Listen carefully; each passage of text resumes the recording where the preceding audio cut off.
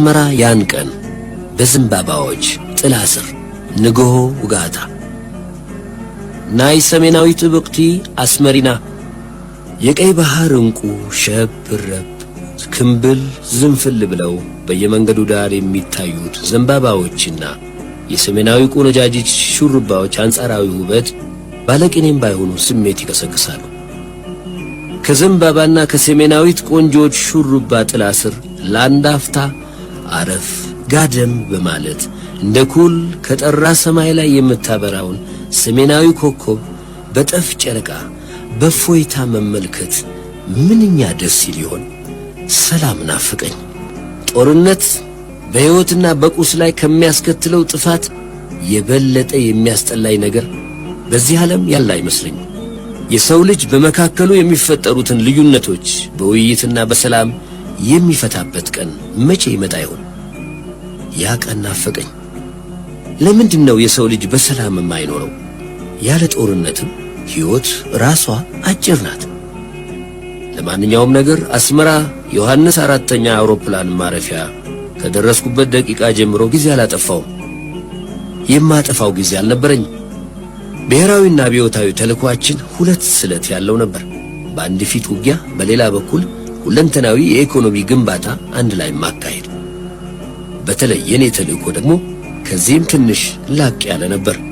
የኔ ተግባር ስነ ልቦናዊ ጦርነት ማካሄድና ማፋፋም ነበር።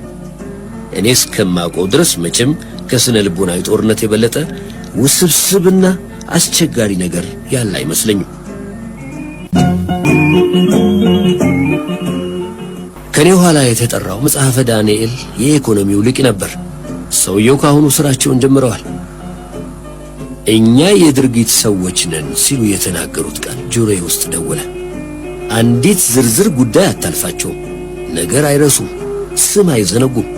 የማስታወስ ችሎታቸው ግሩም ነው። አንዳንዴ ሳስበው ከማስደነቅ አልፎ ያስገርመኛል። እኔ በሳቸው ቦታ ብሆን የሚል ሐሳብ መጣብኝ። ደግነቱ አይደለሁም። ብቸኛ ቦታ ላይ እዚያ ላይ አይሮፕላኑ ለመነሳት ማኮብኮብ ባይጀምር ኖሮ አጭር የሥራ ዝግጅትና አፈጻጸም ሪፖርት የመስማትና ግልጽ መመሪያ የመስጠቱ ተግባር ይቀጥል ነበር።